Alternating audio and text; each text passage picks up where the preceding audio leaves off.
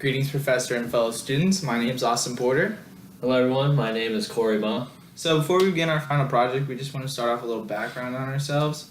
I'm currently a junior here at UCF. I'm studying business management. My current plan is to graduate in the spring of 2018. But after that, I also hope to further my education here at UCF and working towards my Master's of Business Administration. And my name is Corey Ma. I'm currently an undergraduate senior at UCF studying accounting. I'm expected to graduate in the summer of 2017. I'm expecting to go for my master's in accounting here at UCF and then eventually get my CPA and work with one of the big fours. So for our project, Mr. Ma and I, we decided to do research and interview our favorite company, Fountainhead Commercial Capital, which is located in Orlando, Florida, at 429 South Keller Road.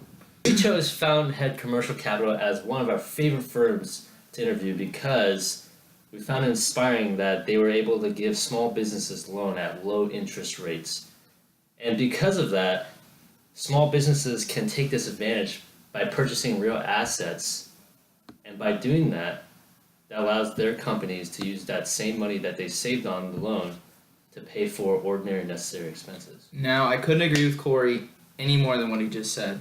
Now, we were lucky enough to get in contact with one of the managers of Fountainhead Commercial Capital, and we got an in-person interview with Philip Sokol. Now, Phil's position at Fountainhead is he's an IT manager. He's also the lead credit analyst. So basically what Phil does at the corporation is he analyzes financials and accepts and rejects borrowers applying for loans based on their financial credibility. So when we met up with Phil, or Philip Sokol, we're going to call him Phil for short because that's what he prefers. Our first question that we asked him was what type of legal business entity that they chose and why. And what Phil told us that Fountainhead Commercial Capital is a limited liability corporation.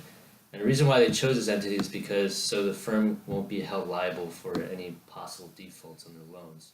So this is very important for the firm because they have investors that invest their money into this firm to allow them to operate their business.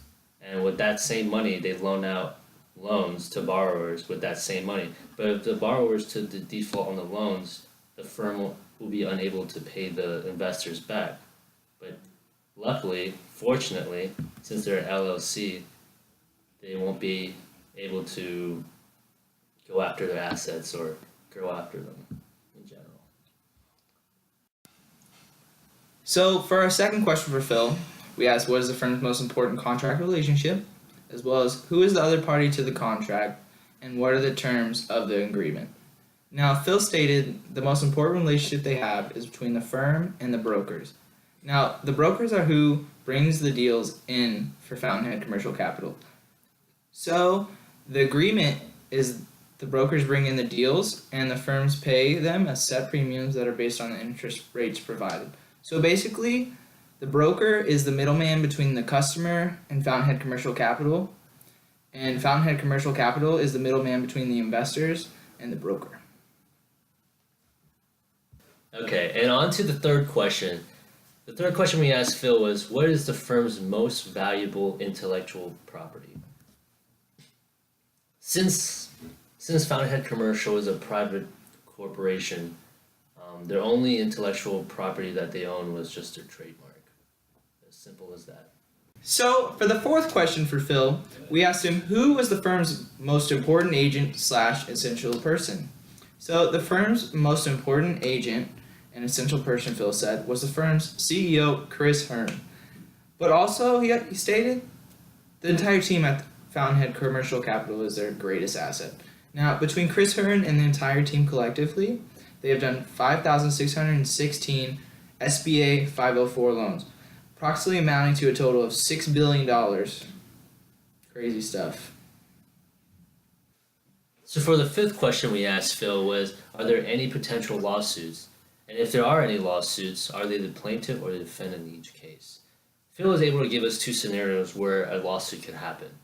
He said that not that it has happened yet, but a future lawsuit that could happen against the Fountainhead Commercial is them misrepresenting or breaking a contract. And on this case, they would be the defendant. On the plaintiff case, the borrower gives Fountainhead Commercial false credentials and financials. In this case, some borrowers would do this sort of action because they want their small business loans to be approved where it would not have been possible. In both cases, they would both went to court. Now, for our sixth and final question for Phil, we said, what's the firm's commitment to ethics and its ethical culture? Well, Phil responded and said, well, our company is pretty basic and to the T when it comes to ethics. There are no problems in the workplace.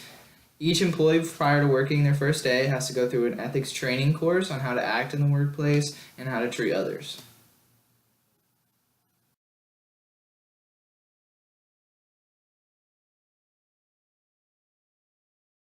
Diagram that we have to show for the project on Fountainhead Commercial Capital, there's a diagram right on the front page labeled Wealth Creation Specialist, pictured above.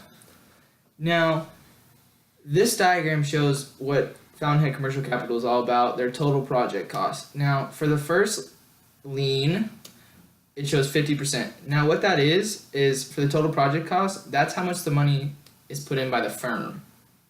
And the second lien, which is 40% of the cost, is the money put in by the government. That concludes our project, and I just want to thank everybody for watching. I hope everyone here learned something new today, as we have done so. My name is Corey Ma. And I'm Austin Porter. Thanks for watching. Thank you for watching.